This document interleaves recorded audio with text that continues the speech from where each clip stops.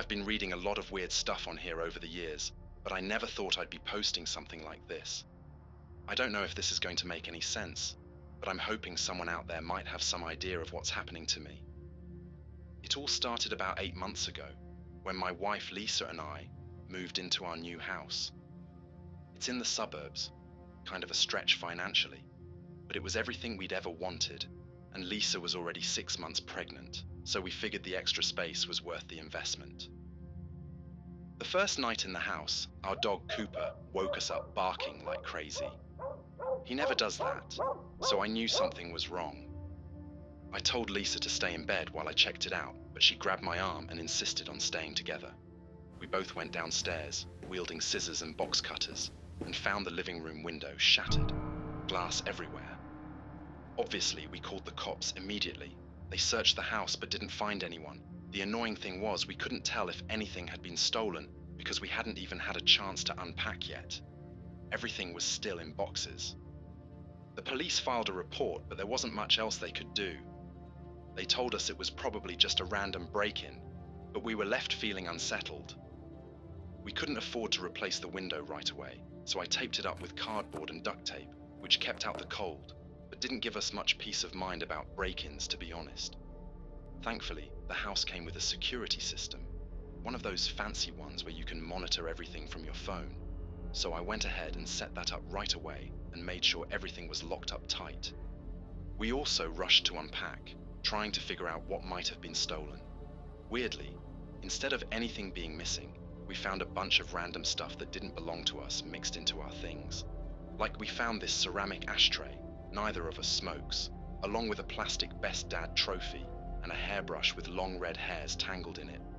Both Lisa and I have dark hair. We threw it all away, except for the trophy. Lisa thought it would be funny to give it to me when the baby was born. I remember laughing about it. At the time, it felt like a harmless joke. After the break-in, I started having trouble sleeping. Every little sound would wake me up. I'd hear what sounded like footsteps in the hallway, or someone humming in another room. Then I'd have to check the security app on my phone, but every time, there'd be nothing on the cameras. Still, I'd lie awake for hours afterward, just listening in case there really was someone there, hiding in a blind spot or something. One morning, Lisa came into the kitchen while I was making coffee. She asked if I'd had another rough night. Honestly, it had been one of the worst nights in a while. I remember being exhausted that morning and almost too tired to even discuss it. Then she said, "I saw you working in the nursery last night. Thanks for setting up the crib." I had no idea what she was talking about. She told me she'd seen me setting it up when she got up to use the bathroom. I hadn't set up the crib. I hadn't been in the nursery at all. When I told her that, she just laughed and said I must have done it half asleep. But I knew I hadn't. I went upstairs to check, and sure enough, the crib was fully assembled. A couple of nights later, Lisa and I were woken up by a door slamming in the hallway. Lisa had my arm in a death grip as I checked the security app on my phone. As usual, there were no tripped alarms and nothing on the cameras. But then Cooper started growling. I grabbed a hammer we'd left out and ran down the hall to the nursery, the only door that was closed. When I opened it, the room was empty, but the window was wide open. We called the cops again, and again they found nothing. No signs of forced entry, no footprints. Officer James, who was the same guy who'd been there the first time, said we probably just forgot to close the window. Lisa seemed to accept that, but I was sure we hadn't. There were other weird things going on too. Like the time one of my neighbors waved at me and asked how the mulch I'd bought was working out. I had no idea what he was talking about. I'd never spoken to him before, but he acted like we'd had a whole conversation about lawn care. It was awkward, but I didn't think much of it at the time. In hindsight, I think it was one of the early signs of what was to come. Now that I think about it, even Lisa did some strange things. She'd make what she thought was my favorite meal, but it'd be something I'd never liked. I wasn't about to complain about a thoughtful, home-cooked meal, but it was weird. Lisa blamed a lot of things on mommy brain around that time, so I figured it probably had something to do with that. Another time, I asked her if she'd seen my favorite jacket, and she handed me a jean jacket I didn't recognize. She said it was the one she bought me for our first anniversary, but my favorite jacket, the one she actually got me on our anniversary, was a leather jacket with the number 8 embroidered on the back. My birthday and lucky number, August 8th. I'd worn it multiple times a week for years, but she looked at me like I was losing it and said she'd never seen me with a leather jacket before. But I think the point of no return came about 2 months after the break-in.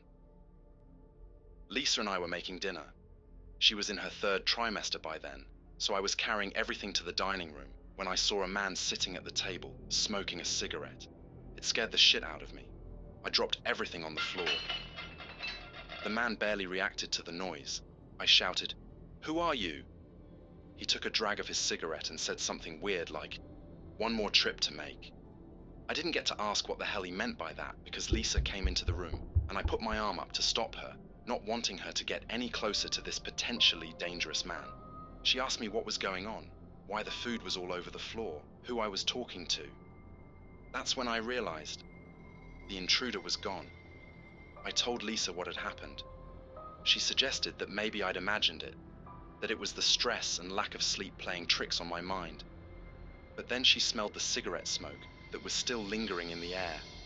Her eyes got wide and she grabbed my arm, something she only does when she's really scared. I think that's when she actually started to believe me about everything that had been happening. I gave the intruder's description to Officer James. I'm usually good with faces, but for some reason, I struggled to remember specific details. The only things that stuck out were his dark clothes, long limbs, stringy red hair, and dull, colorless eyes that didn't catch the light properly or something. As usual, the police didn't find anything, and I could tell Officer James was losing his patience with me. I started to worry that the man was still in the house, that he'd been there all along, ever since the first break-in. Lisa insisted that was impossible because Cooper would notice. I had to admit she was right. The only reason Coop missed the man at the table was because he was out in the backyard at the time. From that point on, Lisa and I agreed to go out with Cooper and not come back into the house unless he was with us. It seemed like a reasonable precaution and gave us a sense of security. But now, I wish we'd left the house that night and never looked back. A day after the dining room incident, I lost my job. My boss called me into his office and said I was being let go due to a complaint from a coworker who claimed that I'd been harassing them. I knew it had to be a misunderstanding, it's just not in my character. But they insisted they had evidence, and I was escorted out of the building. I tried calling Lisa, but she didn't pick up. The front door was locked when I got home, and my smart lock app wasn't working. The system was offline. Lisa's car was in the driveway, so I knocked, but she didn't answer. Not even the spare key was in its usual hiding spot. I had no choice but to break in through the duct-taped window that we still hadn't gotten around to replacing. As soon as I climbed inside, I smelled it again. Cigarette smoke. Then I heard Cooper barking. Not the usual excited noises he'd make whenever I got home, but the kind that meant something was wrong. I rushed down the hall, and when he came around the corner, he snarled at me like I was a stranger. I was trying to calm him down when Lisa came running into the hall. At first, the sight of her, safe and sound, was a huge relief. But then she screamed. She started backing away from me, pulling Cooper with her and shouting, "Who are you? What are you doing here?" I couldn't process it. I asked her what was wrong, what was going on. She kept screaming, "Alex, Alex!" I told her, "I'm here. I'm right here." And that's when the man I'd seen at the table came around the corner. The intruder. He stepped between me and Lisa, like he was protecting her, as though I was the one who wasn't supposed to be there. The intruder shouted at me, "Get out of my house before I call the cops." And I shouted back that this was my house and to get away from my wife. Lisa grabbed the man's shoulder the way she'd always grabbed mine when she was scared. It felt awful, seeing her like that, knowing I was the one she was terrified of. I tried to tell her this guy was the one who'd been breaking into the house, who'd been sitting at our table, but she didn't believe me. She called the cops on me. I still refused to leave. When Officer James showed up, he acted like he didn't recognize me either. He said I must be the one who'd been breaking into the house. I lost my temper then. I asked him if he seriously didn't remember I was the guy who lived there. He asked for my ID, but when I went to grab it, I realized I didn't have my wallet. The intruder then pulled out his wallet and handed over an ID with my name, Alex Ramirez, my address, and my birthday. But the photo was of him. Officer James put me in handcuffs. As a last-ditch attempt to prove my identity, I asked him to look at the photos on my wall, then realized that even the pictures, the ones of me and Lisa with our friends and family, had the intruder's face in them. Everywhere there should have been me, it was him. I spent 6 months in jail for breaking into my own house, and now I'm out on probation, but I have no life to return to. Lisa had our baby while I was inside. I saw the pictures on her Instagram. He's beautiful. He has my eyes, Lisa's dimples. But the man, the intruder, whatever he is in all of the photos too. He and Lisa, holding my son, standing there with that stupid Best Dad trophy. The one I thought was a joke. Now it feels like he's mocking me with it. I worry every day about my wife and son. After all, if he did this to me, what might he do to them? But Lisa has a restraining order against me, so I have no way of even reaching them. Somehow I need to prove who I am so I can save my family. But all of my records, my ID, my photos, everything that tied me to my life has been replaced by an intruder. I can't help thinking that first night of the break-in, nobody came to steal a TV or jewelry. He came for my life, and bit by bit, he took everything. If anyone out there has ever experienced something like this, please help me. I don't know what to do. I've lost everything. It's like I never even existed. Has anyone had their life stolen from them? How do you get it back? Edit. Thank you to everyone who's reached out with suggestions and support. I'm overwhelmed by the responses. Some of you have asked for more details or suggested specific actions. I've responded to the most common ones below. Fingerprints or DNA. I had thought of this.